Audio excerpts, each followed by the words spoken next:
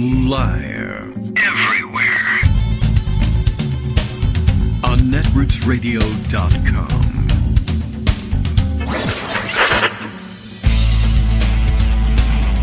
David Waldman, Kagro in the morning. Now, here's David Waldman. Hey, good morning, everybody. How you doing? It is Friday, July 21st, 2023. That's the game we're playing. It's Friday. I'm not here, but I am very sad, doubtless. I'm on my way back from my fabulous vacation, but I'm here with you this morning to bring you, well, you know, the usual Friday collection of weird stories that don't always make it onto the air. And this, after a full week, well, not a full week, but it's been a week that we spread it out. The three 1-hour shows. Boy, I'm slacking. I know it's very difficult to prepare this sort of stuff for you when I'm about to take a vacation and there's so much stress getting ready for the vacation and it's all over now, except it hasn't even begun for me. So imagine what it really feels like for me on the Friday before I leave. Talking to you about the Friday I'm going to get back. Boy, this really spoils everything. Anyway, a good collection of stories that would make any Friday show proud were it a sentient thing that could actually feel pride. It's not, but it's a good show nonetheless. We hope that we've kept you company during the week and you haven't been too sad like I am right now in real time coming back from my vacation. Anyway, like I said, good collection of stories. We're about to roll the first one out, and thanks again to Rosalyn MacGregor, who helped me help you all week. We got one more big, long segment from Rosalyn MacGregor to add to today's show. But first, this from me. Except it's not me, it's me reading someone else's story. You know how this show works. Here's an excellent candidate for these kinds of shows. Things that I put away as interesting. They just aren't in the moment political in any real sense. And so they get shoved aside for other stories I want to bring you. But now's the time to bring this one out. Ready? From Vice. This is an interesting one. Vice News reported this back on July 13th. A bored Chinese housewife spent years falsifying Russian history on Wikipedia. That is kind of bizarre, but somehow fascinating enough for me to pick up and read to you now. The subheader says she single-handedly invented a new way to undermine Wikipedia, says one Wikipedian. This by Rachel Chung, again for Vice News. And here's the deal. Posing as a scholar, a Chinese woman spent years writing alternative accounts of medieval Russian history on Chinese Wikipedia, conjuring imaginary states, battles, and aristocrats in one of the largest hoaxes on the open source platform. That is really bizarre. The scam was exposed last month by Chinese novelist Yifan, who was researching for a book when he came upon an article on the Kashin silver mine. Discovered by Russian peasants in 1344, the Wikipedia entry goes, the mine engaged more than 40,000 slaves and freedmen, providing a remarkable source of wealth for the Russian Principality of Tver in the 14th and 15th centuries, as well as subsequent regimes. The geological composition of the soil, the structure of the mine, and even the refining process were fleshed out in detail in the entry. Yifan thought he'd found interesting material for a novel. Little did he know he'd stumbled upon an entire fictitious world constructed by a user known as Zhimao.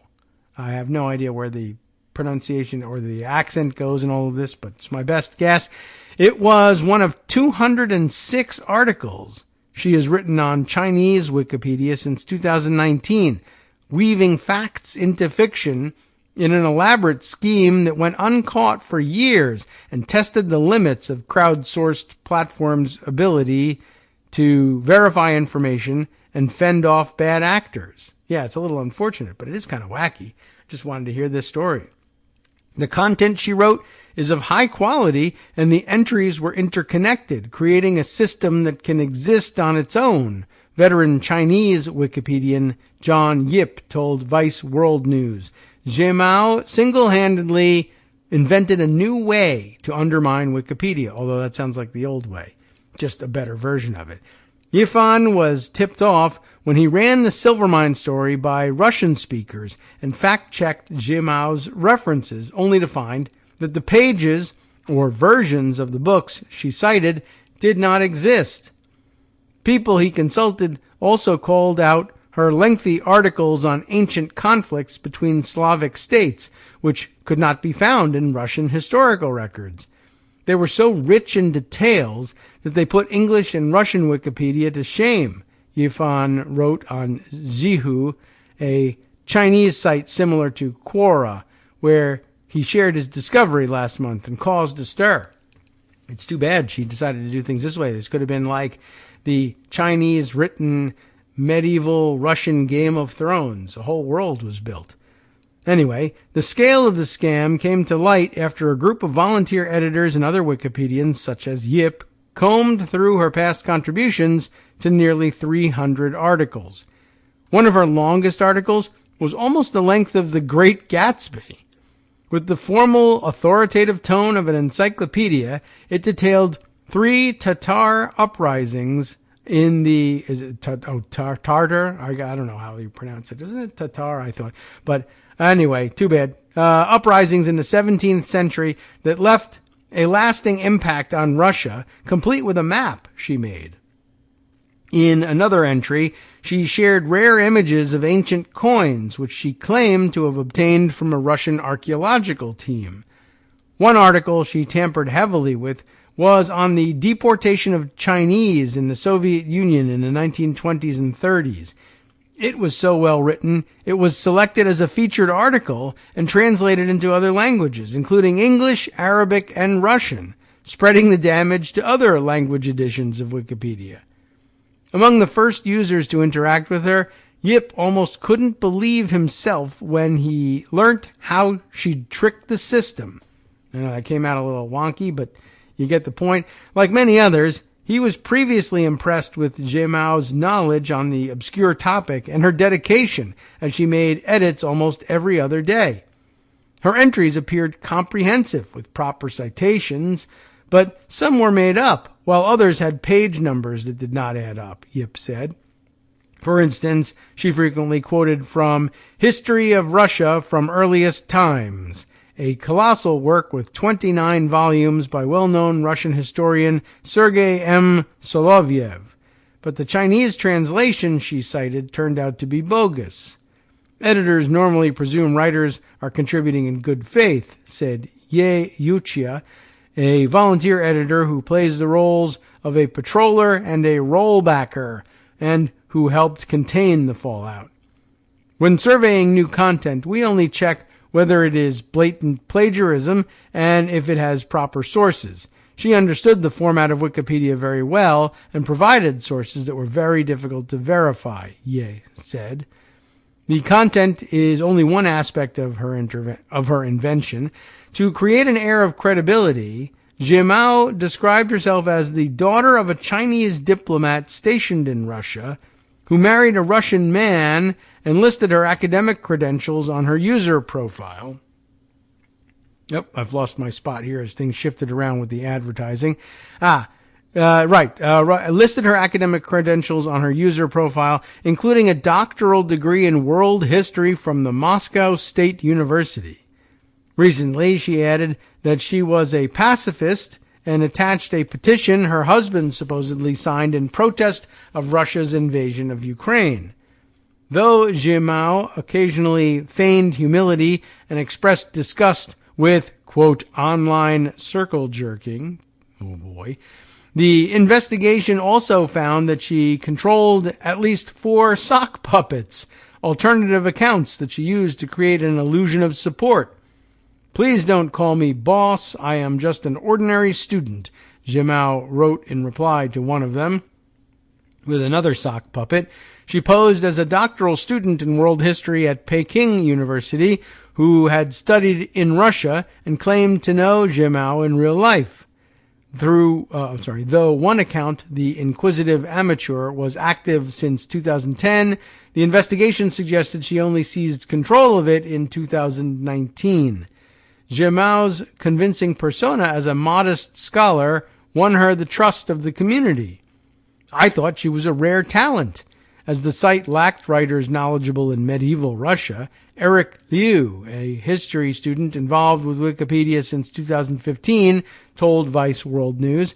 He awarded her with a Wikipedia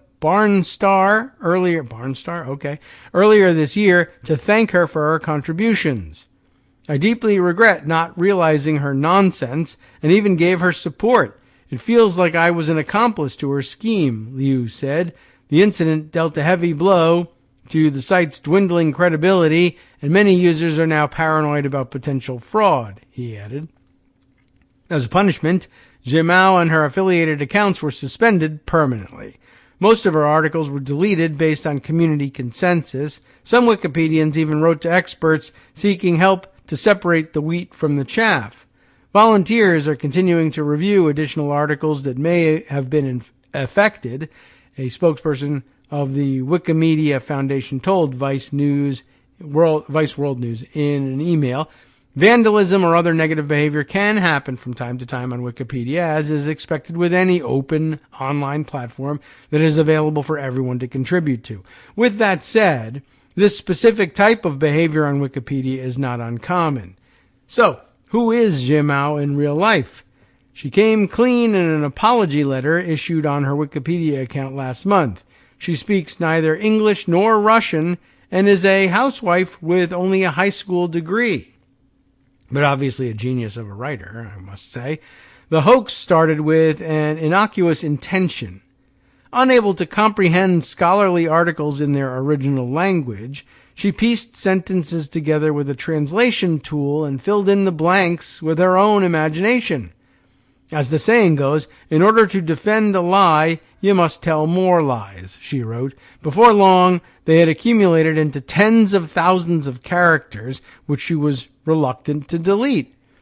The alternative accounts were imaginary friends she cosplayed as she was bored and alone, given her husband was away most of the time and she didn't have any friends. She also apologized to actual experts on Russia, whom she had attempted to cozy up to and later impersonated. The knowledge I have right now is not enough to make a living. In the future, I will learn a craft, work conscientiously, and not do pointless things like this anymore, she added.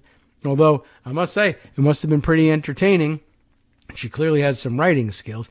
What a weird story. I don't know, just one of the many that are socked away over the years in Pocket. Actually, if I combed through the entirety of what's still left in Pocket, I mean, this thing goes back to the beginning of the show. I wonder what I would find back there. Well, we'll see. Maybe that comes next. But for now, the weird stories will have to do. There's more, though. Stay tuned. Well, like Jell-O, there's always room for a gun story, or at least a gun story with a semi-positive angle to it. Anyway, Kate Sherrill shared this one with me, a while back. I think back on July 2nd. What's the date on the piece itself? It is an editorial, by the way, from the Storm Lake Times Pilot. How do you like that? I don't believe we've ever had to go there before for an editorial, but it comes from back on June 28th, so it's been sitting around a little while.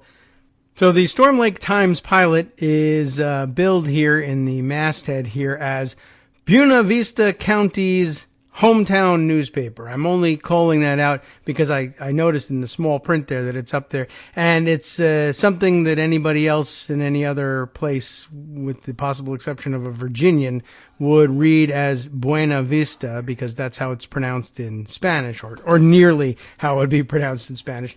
But we have a town like that here in Virginia, and it is pronounced for some strange reason as Buena Vista. And I looked it up. Same for Buena Vista County in Iowa. So, all right, maybe there are more such Buena Vistas out there elsewhere. But that's not what this is about. It's an editorial, again, in the Storm Lake Times Pilot. Editorial, No Guns in Schools, which is not something you would necessarily think to headline an editorial anywhere in Iowa. The insurance industry did the Cherokee and Spirit Lake school districts a favor, the one we've all been hoping that they, secretly hoping or openly hoping that they would do them, the favor denying them coverage if they insisted on arming staff. That's a really huge story. Each of the respective school boards that earlier passed policies that would put guns in staff hands rescinded those policies late last week. This would be the end of June of this year, when they finally acknowledged they would not have insurance protection come July 1st. The superintendents and school board members knew about this hole in their sketchy plans for months, but in Cherokee's case, for certain, tried to shield that information from the public until we reported it from email correspondence. This is an even bigger story. Groups of citizens in each community organized to oppose the policies and made it obvious that bringing guns into schools was not unanimously endorsed in Cherokee or Spirit Lake, another extremely important story and point, just like the one that I delight in making time and time again about Loudoun County. Yeah, and I fell right into the same trap. I did not expect to see this editorial from anywhere in Iowa. And I know nothing of Cherokee or Spirit Lake school districts, but I would have guessed, if I had only one shot at it, that they were not particularly disturbed by this, and it turns out it couldn't be further from the truth. Back to the editorial. Nor is it in the rest of Northwest Iowa, where school officials, patrons, and law enforcement are not convinced that yet more guns will make anyone safer. The Cherokee County Sheriff worried that it might put those armed staffers in increased danger. The school officials were not necessarily following the advice of the sheriff or even consulting him on their plans. Instead, they consulted with gun advocacy groups with a political agenda. And that's also a great point. EMC Insurance informed each district that their coverage would not be renewed with guns in school. The schools tried to run a bill that would force insurers to cover districts with armed staff, but the insurance industry proved that it remains a more potent force than even the gun lobby. That should come as some comfort to parents and teachers. Senator Lynn Evans, Republican of Aurelia, himself a former school superintendent in Cherokee County, said he would support insurance reforms to allow guns in schools if a bill were reintroduced. It was the right thing to say, we suppose, considering that he always needs to look over his right shoulder, but we hope he doesn't put too much effort into it when the legislature reconvenes in January. It would be bad form for Republicans to tell a business that it must offer a product to a customer. Wedding cakes for gay marriages or insurance policies for armored schools. Both would be equally bad, is the point, obviously. We shall see if conservatives are conservative anymore. But they're not. As you and I all know, they are gimmitarian. Now, fortunately for Cherokee, a new chapter opens with the appointment of Alta native Tom Ryherd as interim superintendent. Ryherd, currently the high school principal, replaces Superintendent Kim Lingenfelter, who sadly had to retire to care for an adult son with cancer. Ryherd is well liked and respected as an experienced administrator with an easygoing style. He should be able to help mend fences with skeptical patrons and get back to the business of teaching. The board should let him reach out and reconcile. One of the first orders of business will be coming up with a school safety plan not involving armed staff. Surely Ryherd will seek assistance from the local police, sheriff, and county attorney, while bringing in dissenting voices in the district who can work with school board members on a sound plan. Other area school districts that toyed with the idea of guns should holster it. Storm Lake never did mess with it. It caused Superintendent Stacy Cole to caution that Storm Lake might not be able to attend events in Cherokee or Spirit Lake in the presence of armed teachers or coaches, and certainly not if insurance coverage was voided. Think about that. No high school football anymore. Not just schools that say, well, we're not going there if their teachers are armed, but we're not going to be able to go there if they're uninsured. How can we bring our players to play football on their field or basketball in their gym when they don't carry insurance anymore? So try letting the conservatives swallow that. Of course, again, they're just gimme-tarians, so they'll come up with something. Somehow that will be anti-American to stop playing football. This is your fault. Anyway, we need to work. I left off in the wrong spot here. Everybody in Northwest Iowa will be better off if guns are not in the classroom or on the football field. Schools need to work on mental health counseling, bullying, and dropouts. Most school districts are trying with meager resources. Troubled students are the ones most likely to attack schools. We need to work a lot more with identifying those youth and working with their families to prevent trauma. Schools have become an essential family support structure, like it or not. They should not be bunkers. All students need nurturing, and some need counseling. They do not need the constant reminder that their lives are in imminent danger when they are not, empirically. Allowing schools to provide a safe learning environment by providing comprehensive emotional support for children costs a lot of money. Public schools are getting 2.5% growth, while politicians say we need more mental health and not gun regulations. We need less guns and more money to help students who feel driven to kill somebody. It is difficult for Cherokee or Storm Lake to come up with safety plans that will work if we are not able to keep track of what the children are thinking. That is something that Senator Evans understands well and should dig into.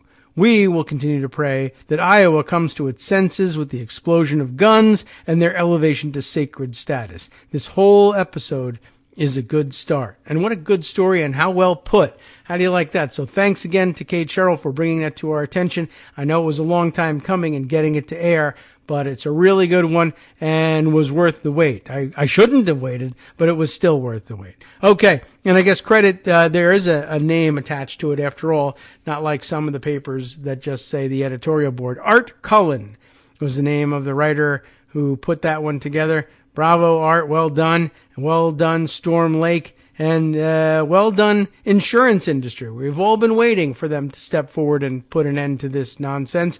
And now they have, right in the heartland. And just not enough being said about it. Took me forever to get around to it. Let's see if anybody else picks up the ball and runs with it too. All right, well, from time to time, we take it upon ourselves, not as any serious responsibility, but we take it upon ourselves here at KITM World Headquarters to bring you up to speed on whatever random items we might find regarding the customs in Asian countries, like the differently ordered family names and given names in Japan that we spent some time on.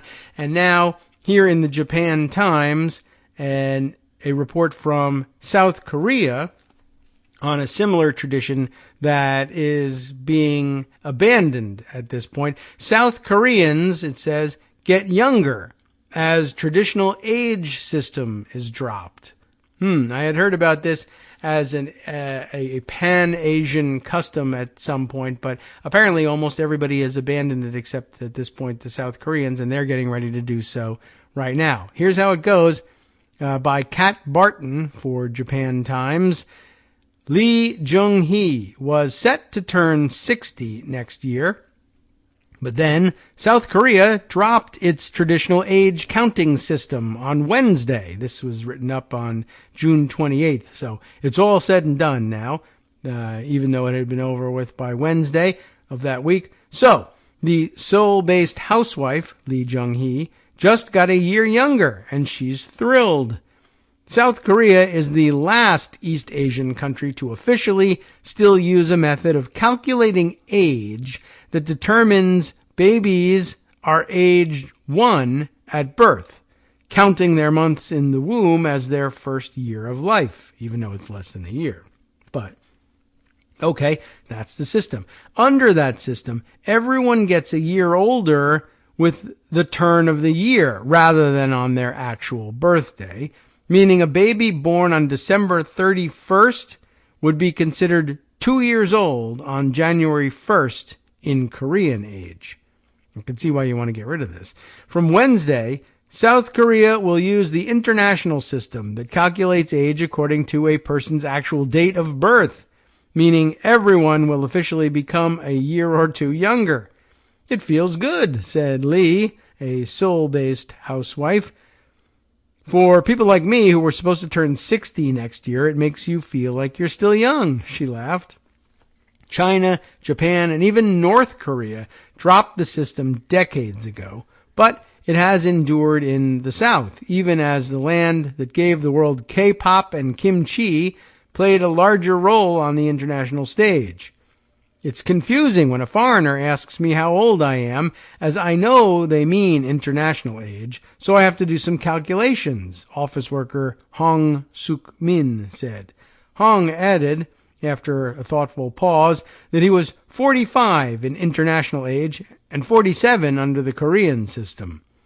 The official change will have limited practical impact. Many legal and administrative functions, including the age listed on a passport, the age at which one can be prosecuted as a juvenile, retirement benefits, or health care services, already uses date of birth rather than Korean age. The government hopes the change will ease confusion and cites, for example, the issue of older Koreans who may believe they are eligible for pensions and free travel benefits several years before they legally are. Travel benefits. That's a nice one. There is a difference between the age Koreans use in their daily lives and their legal age, and because of that, various legal disputes may arise. Seoul's Minister of, well, it's obviously in Korea, Seoul's Minister of Government Legislation, Lee Wan-kyu, said. Lee, who is overseeing the official age change, opened a media briefing on Monday by attempting to teach the assembled Korean journalists how to determine how old they are. Subtract your birth year from the current year. If your birthday has passed, that's how old you are. And if your birthday has not passed, subtract 1 to get your age, he said. We take for granted that we already know how to calculate our birthdays that way, or our age. Some key areas, including the school year, eligibility for compulsory military service, and the legal drinking age, are determined by another separate age system known as year age. And this system will remain in place for now, Lee said, just because why not make things super confusing? This means that, for example, everyone born in 2004, whether January or December, is eligible to begin the military enlistment process from January 1st, 2003, because they are legally considered to have met the minimum required age of 19. Well, that makes things easy. The government might consider revising the use of year age for such areas depending on how the current changes go, Lee said. The idea behind year age is to ease South Korea's linguistic-linked hierarchies by ensuring that everyone in one school year is considered the same age and so can speak to each other without using honorifics. That is something. Okay. Now, at last, a real explanation for this. Age really matters in South Korean culture, anthropologist Mo Hyun-ju said, because it affects one's relative social status and dictates which titles and honorifics one must use for others. It's hard to communicate with people without knowing their age, she said. People typically use terms such as, all right, here's my Korean, uni and oppa, I have no idea how that sounds, meaning older sister and older brother, respectively, rather than names in conversations. South Korea's hierarchical age-based culture might become neutralized a little over time, Mo said, because people become more used to using international age in school settings, for example. For now, most South Koreans, such as schoolboy Yoon Jae-ha from the southern port town of Busan, can simply enjoy feeling younger as the new legislation comes into effect. My age has shrunk, he said. I like being younger because then my mom will take care of me longer. That's a fine attitude. What an interesting thing. And finally, what a great revelation at the end as to why it was so important to have this otherwise odd system that was at odds with not only the rest of the world, but even the rest of Asia. But great explanation. Glad we know. You learn something new once every 6 weeks here on the KITM show. Okay, time now for that giant Rosalyn MacGregor segment I promised you. She actually wrote ahead and asked, would you be interested in a longer segment because you're going to be going away? And I said yes, and even though I then crammed them in 2 a day the other day, I forgot one. And this isn't it, but I do need to get this one off the decks and played for you so that you're caught up on it. Thank you very much for agreeing to take on such a long segment, Rosalyn. And thank you again for all your contributions all week. Let's roll it. Good morning, David. Today I'd like to bring you news of historic voting rights legislation passed by the Michigan legislature. The Michigan Advance article comes from Anna Gustafson. After 60% of state voters in November approved a constitutional amendment making sweeping changes to Michigan elections, lawmakers recently passed legislation to enact those reforms and included $46 million in their fiscal year 2024 budget to implement the amendment known as Proposal 2. Quote, "This is a huge change," the chair of the House Elections Committee told the Advance. Quote, "It provides so many options for voting. Michigan has never had such a huge expansion of voting access. I think this really makes voting accessible to everyone," she said. The House and Senate gave their final approval to a package of 8 bills that would implement the changes approved by 2 million voters in November's election and vastly reshape Michigan's elections landscape. That legislation would allow clerks in municipalities with at least 5,000 people to process and count absentee ballots 8 days before Election Day, implement at least 9 consecutive days of early voting for statewide elections, require each municipality in Michigan to have at least one accessible absent voter drop box and one for every 15,000 registered voters in the municipality, provide prepaid postage on absentee ballots, expand permissible options for photo identity used in voting, launch an absentee ballot tracking system for voters, create a single application for voters to automatically receive absent voter ballots for all future elections, make disclosing an election result from an early voting site before Election Day a felony with a maximum 5-year prison sentence, and finally, increase the number of active registered voters in a single election precinct from 2,999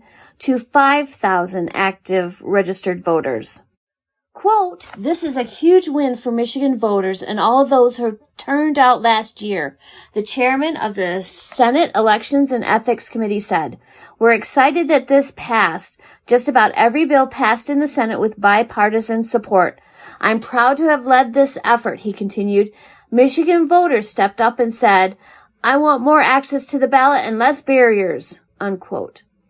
There was some bipartisan support for the package. A Republican senator co-sponsored a bill that expands photo identification options for voters beyond those that are state-issued and includes photo IDs from the military, tribal agencies, and educational institutions. Other Republicans, however, were critics of the legislation. The House Minority Leader issued a statement accusing House Democrats of, quote, "continuing their push to chip away at most basic voter security protections," unquote. Some Republicans said the package goes beyond the reforms passed by voters in the November election. During one Senate session, one senator, who happens to be a former Secretary of State, spoke against Senate Bill 367. This bill would implement at least 9 days of early voting and up to 29 days of early voting if election officials choose to do so. The bill that ultimately passed was updated to also allow Michigan municipalities with a population of at least 5,000 people to begin processing and tabulating absentee ballots 8 days before the election. All other communities could begin counting their absentee ballots at 7 a.m. on the Monday before Election Day. Quote, "I feel it's unnecessary as very few jurisdictions in our state currently have trouble reporting their results shortly after Election Day has concluded," she said on the Senate floor, "but this will open up many more opportunities for improprieties in our elections," unquote. Democratic lawmakers disagreed. Democrats said Senate Bill 367 is meant to deter disinformation akin to that which spread about the 2020 election as absentee ballots were counted. The lie pushed by many Republicans that former President Donald Trump won the 2020 election emerged, in part, after Michigan had to count a record number of absentee ballots. That protracted count of absentee ballots led to right-wing disinformation about the 2020 election spreading across the country, which, political experts said, has weakened democracy in Michigan and across the country and shaken people's faith in democratic institutions and norms. Quote, "It will give people the sense that their vote counts, that the results are accurate, and that there are no lingering questions as our ballots are counted because the counting will be completed much earlier," the Democrat said. He noted that Michigan will now join other states that allow for the early processing of absentee ballots, including Republican-led states like Florida and Texas. Quote, "Heading into the 2020 presidential election, we all knew there was going to be a record number of absentee ballots submitted," he said. Nevertheless, the Republican majority refused to mitigate the issue ahead of the election. As a result, we know that counting of these ballots continued into the wee hours of the morning and into the next day. And that's when all this chaos permeated, he continued. "We should have resolved this before 2020, but it took our Democratic majority to get this issue done," unquote. Following the November election, Democrats took control of the state House and Senate in January. It was the first time in nearly 40 years that the party had control of both chambers. Elected officials and voting rights advocates lauded lawmakers for passing the package. Quote, "This is a historic day for Michigan voters and an important victory for our democracy," Michigan Secretary of State Rosalyn said in a prepared statement. "These bills are the results of a truly collaborative process involving leaders on both sides of the aisle. They enact expanded voting rights and provide the necessary flexibility to county, city, and township clerks across the state to administer the new reforms." Benson specifically thanked Democratic leaders, their thoughtful leadership and hard work to pass this legislation quickly so that our department, the Bureau of Elections, and clerks can prepare for the presidential primary election in February. Since January, elected leaders have led efforts to craft and pass the election reform legislation. As part of that work, they convened a workshop of stakeholders to collaborate on the bills, which included policy experts from the Secretary of State's office, the professional associations for county and municipal clerks, plus Promote the Vote, which developed the proposal 2 that voters approved in November. Quote, "We stand ready to implement the new laws and carry out smooth and successful elections in 2024 and in the years after," unquote, Benson added. Ingham County Clerk Barb Byram said clerks are ready to implement the changes emanating from Proposal 2, but said the task has been made increasingly difficult because Republican legislators did not give the 2/3 support needed to grant immediate effect for the election reform package. Because of that, it currently remains up in the air when the package will go into effect. That, Byram said, leaves already stressed election officials in limbo, particularly in light of the fact that it also remains unclear if Michigan will have its presidential primary in February or March 2024.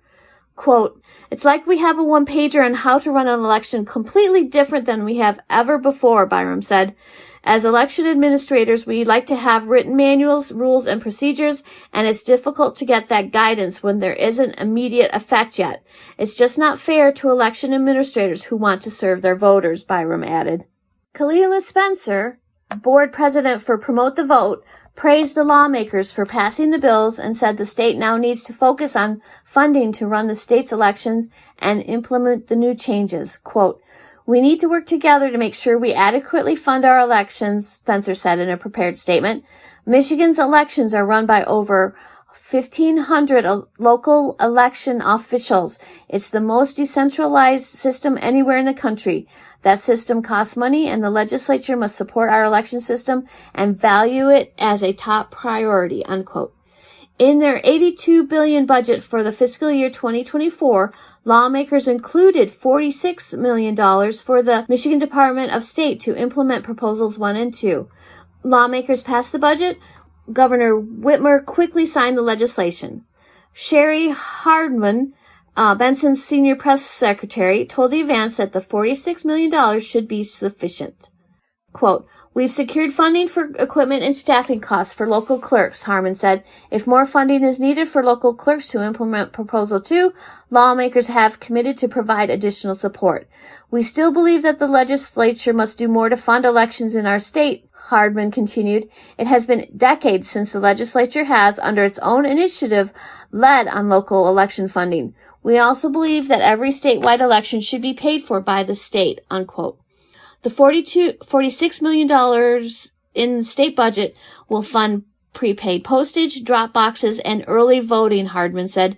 She added the Bureau of Elections has already launched efforts to provide clerks across the state with mailing authorizations for each jurisdiction to cover return postage for absentee voter applications and absent voter ballots.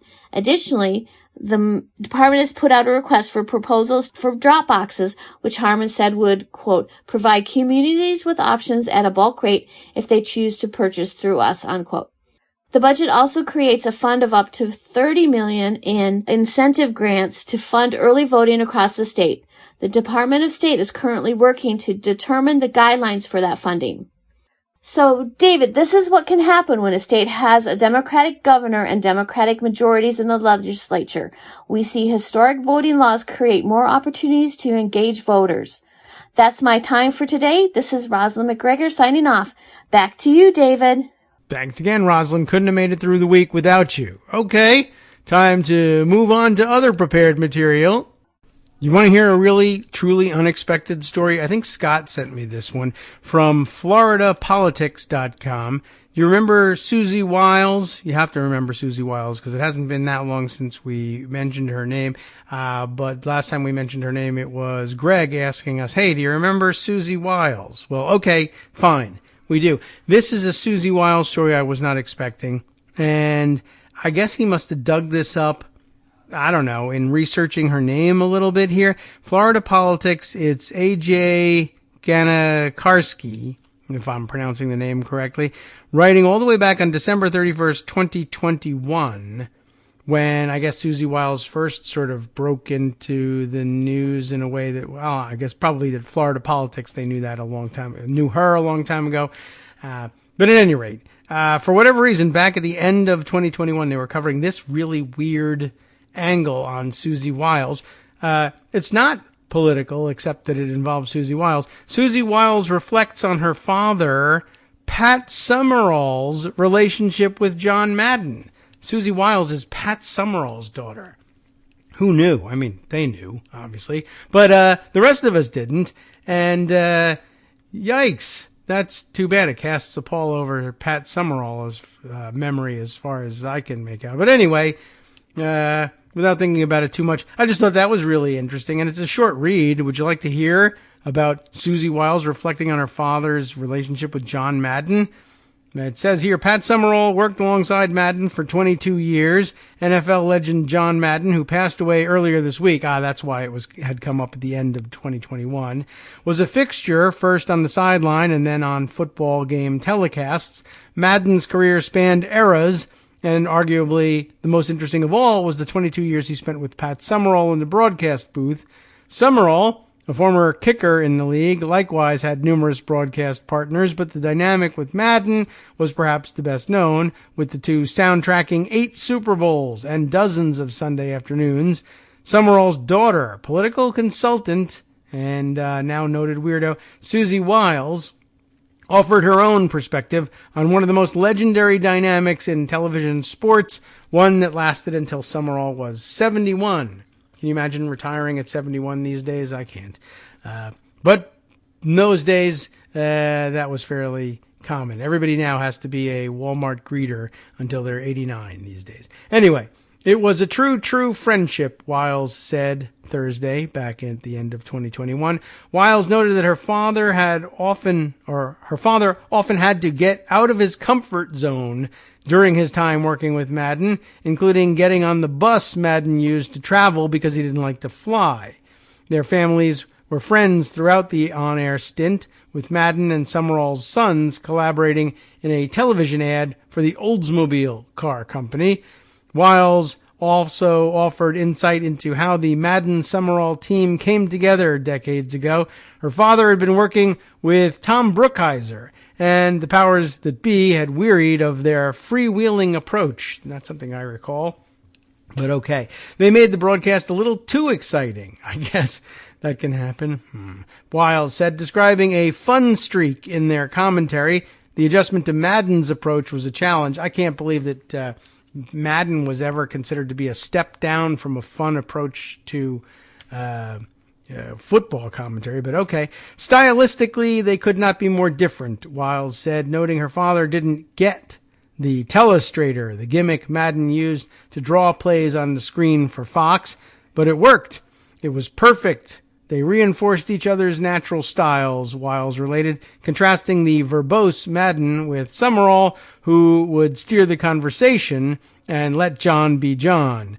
Wiles stressed that the calls were always about the action on the field, a contrast to some of today's commentary in her eyes. Yes, like you know who, that Colin Kaepernick fellow. Let John be John, but now she lets Trump be Trump. Anyway, it was a great partnership, Wiles added, and it would get better every year. Madden went on to finish his broadcast career with another legend, Al Michaels, but those who remember the Madden Summerall run will never forget it. And now, unfortunately, it means anytime you look back with it with fondness, you'll think about Susie Wiles and the odious and execrable Donald J. Trump. Now, how did it happen that we didn't discuss this one already? Here's something that has, I don't know how it has escaped discussion so far, but just one of those stories I put aside and never got back around to. June 30th in the New York Times, Brazil bars Bolsonaro. I like the alliteration here, but Brazil bars Bolsonaro from office for election fraud claims. I can't believe that we can't even keep up with the banana republics anymore. Not that Brazil is, but, well, okay. Look, they're responsible for George Santos, right? So, they're not going to live that down anytime soon. Brazil's electoral court banned former President Jair Bolsonaro from seeking office until 2030. So he can come back for spreading false claims about the nation's voting system. Why can't we get this right? Jack Nicas is the Times correspondent in Brazil who writes this piece. Brazilian election officials on Friday, of course that was back at the end of June, blocked former President Jair Bolsonaro from seeking public office, I guess of any kind, until 2030, removing a top contender from the next presidential contest and dealing a significant blow to the country's far-right movement. But we can't even have a trial for the Espionage Act violations before, during, or really even after the next presidential election, because we might disrupt things too much. All right, well, whatever. Brazil's electoral court ruled that Mr. Bolsonaro had violated Brazil's election laws when, less than 3 months ahead of last year's vote, he called diplomats to the presidential palace and made baseless claims that the nation's voting systems were likely to be rigged against him. 5 of the court's 7 judges voted that Mr. Bolsonaro had abused his power as president when he convened the meeting with diplomats and broadcast it on state television. This response will confirm our faith in the democracy, said Alexandre de Moraes, a Supreme Court justice who leads the electoral court, as he cast his vote against Mr. Bolsonaro. The decision is a sharp and swift rebuke of Mr. Bolsonaro and his effort to undermine Brazil's elections. Just 6 months ago, Mr. Bolsonaro was president of one of the world's largest democracies. Now his career as a politician is in jeopardy, as it should be, here in this country. Under the ruling, Mr. Bolsonaro, 68, will next be able to run for president in 2030 when he is 75. Not long enough. The presidential election is scheduled for 2026, the next presidential election, that is. Mr. Bolsonaro said Friday that he was not surprised by the 5-2 decision because the court has always been against him. Come on, we know that since I took office, they said I was going to carry out a coup, he told reporters, though he too had hinted at that possibility. This is not democracy. His lawyers had argued that his speech to diplomats was an act of government aimed at raising legitimate concerns about election security. Mr. Bolsonaro appeared to accept his fate, saying Friday that he would focus on campaigning for other right-wing candidates. Yet, he is still expected to appeal the ruling to Brazil's Supreme Court, though that body acted aggressively to rein in his power during his presidency. He has harshly attacked the High Court for years, calling some justices terrorists and accusing them of trying to sway the vote against him. Even if an appeal is successful, Mr. Bolsonaro would face another 15 cases in the electoral court, including accusations that he improperly used public funds to influence the vote, and that his campaign ran a coordinated misinformation campaign. Any of those cases could also block him from seeking the presidency. He is also linked to several criminal investigations involving whether he provoked his supporters to storm Brazil's halls of power on January 8th, and whether he was involved in a scheme to falsify his vaccine records. Mr. Bolsonaro has declined the COVID-19 vaccine. That puts me back in mind of when he visited Pervalago at the height of the pandemic, and everybody was mysteriously sick, but for some reason we never got any definitive answers about that. A conviction, anyway, in any of the criminal cases would also render him ineligible for office, in addition to carrying possible prison time. Once again, Brazil has it going on, and we just simply can't come to grips with our problems here in this country. Mr. Bolsonaro was a shock to Brazil's politics when he was elected president in 2018. A former army captain and fringe far-right congressman, he rode a populist wave to the presidency on an anti-corruption campaign, but then got caught up in his own corruption, of course. His lone term was marked by controversy from the start, including a sharp rise in deforestation in the Amazon rainforest, a hands-off approach to the pandemic that left nearly 700,000 dead in Brazil, and harsh attacks against the press, the judiciary, and the left. But it was his repeated broadsides against Brazil's voting systems that alarmed many Brazilians, as well as the international community, stoking worries that he might try to hold on to power if he lost last October's election. Familiar. Mr. Bolsonaro did lose by a slim margin and at first refused to concede. Also familiar. Under pressure from allies and rivals, he eventually agreed to a transition to President Luiz Inácio Lula da Silva. Yet, after listening to Mr. Bolsonaro's false claims for many years, many Bolsonaro supporters remain convinced that Mr. Lula, a leftist, had stolen the election. On January 8th, a week after Mr. Lula took office, thousands of people stormed Brazil's Congress. Familiar again. But they, in their case, also stormed the Supreme Court and presidential offices, hoping to induce the military to take over the government and restore Mr. Bolsonaro as president. Mr. Bolsonaro said on Friday that the riot was not an attempted coup, but instead little old women and little old men with Brazilian flags on their backs and Bibles under their arms.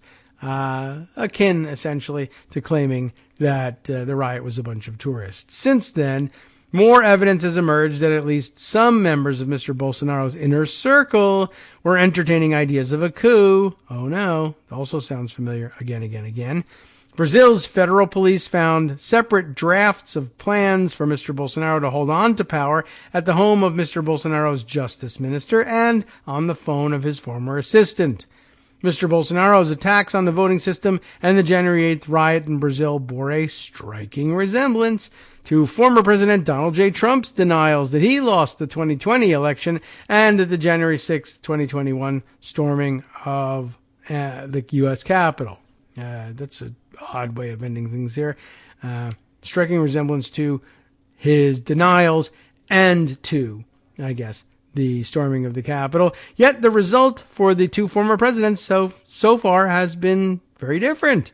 While Mr. Bolsonaro has already been excluded from the next presidential race, Mr. Trump remains the leading contender for the Republican presidential nomination because that party is hot garbage.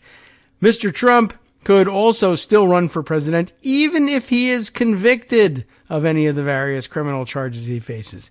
Not the case in Brazil. They knew well enough to put that in their constitution, I guess. The ruling against Mr. Bolsonaro upends politics in Latin America's largest nation. For years, he has pulled Brazil's conservative movement further to the right, with harsh rhetoric against rivals, skepticism of science, a love of guns, and an embrace of the culture wars. He received 49.1% of the vote in the 2022 election, just 2.1 million votes behind Mr. Lula in the nation's closest presidential contest since it returned to democracy in 1985 following a military dictatorship. Yet conservative leaders in Brazil, with an eye toward Mr. Bolsonaro's legal challenges, have started to move on, touting Tarcísio Gomes de Freitas, the right-wing governor of Brazil's largest state, Sao Paulo, as the new standard-bearer of the right and a 2026 challenger to Mr. Lula. He is a much more palatable candidate because he doesn't have Bolsonaro's liabilities and because he is making a move to the center, said Marta Areche, a political science professor at the University of Sao Paulo. Unlike, for some reason, here in the United States, where they're thinking, oh, well, the replacement for Trump would actually be Ron DeSantis, who is running hard to the right, and it just won't work, as it turns out. The Brazilian press and pollsters have speculated that Mr. Bolsonaro's wife, Michelle, oh, I didn't realize that, or two of his sons would run for president. I guess one of them out of the two that he's got. Anyway, either one, I suppose. Mr. Bolsonaro said recently that he told Ms. Bolsonaro she doesn't have the necessary experience, but she is an excellent campaigner. Well, who cares about experience if you're just making it all up as you go along?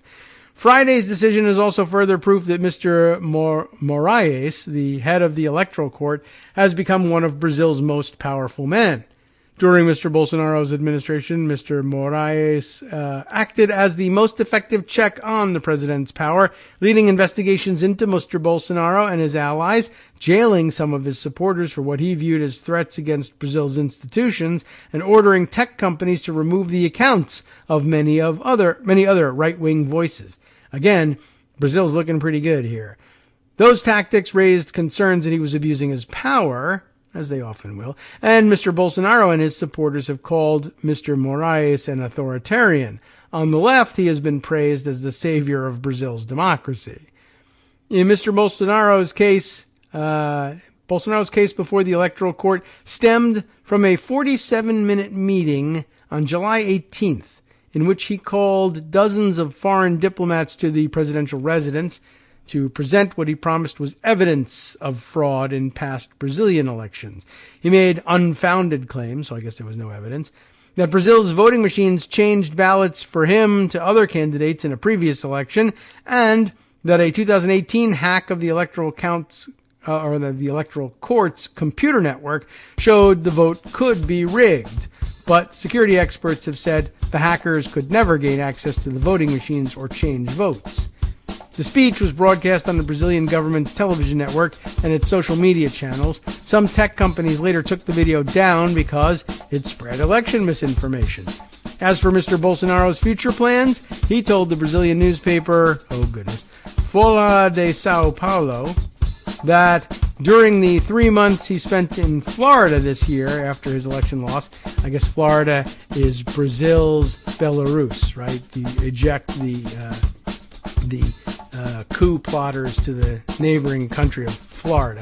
But what happened during his 3 months in Florida after his election loss, he was offered a job as a poster boy for American businesses wanting to reach Brazilians. I went to a hamburger joint and it filled with people, he said, but I don't want to abandon my country. Okay, so yeah, a little Trumpy in that too. I went to a hamburger place and suddenly it became the most popular hamburger place in the whole wide world. Okay, whatever. Interesting story. I'm just noting for the record, Brazil seems to know how to get this stuff done, and we could take a lesson from them. And we really should, like yesterday.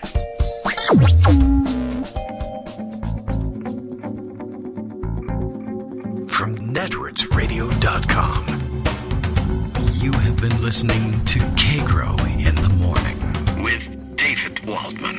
Okay, that is it. We have wrapped up the show and wrapped up the week. I am on a plane and on my way back to see you on Monday Missed you all, and this feels really weird because I haven't actually left for my vacation yet. You know that, but don't tell anybody. Enjoy it, and enjoy your weekend. I'll see you next week.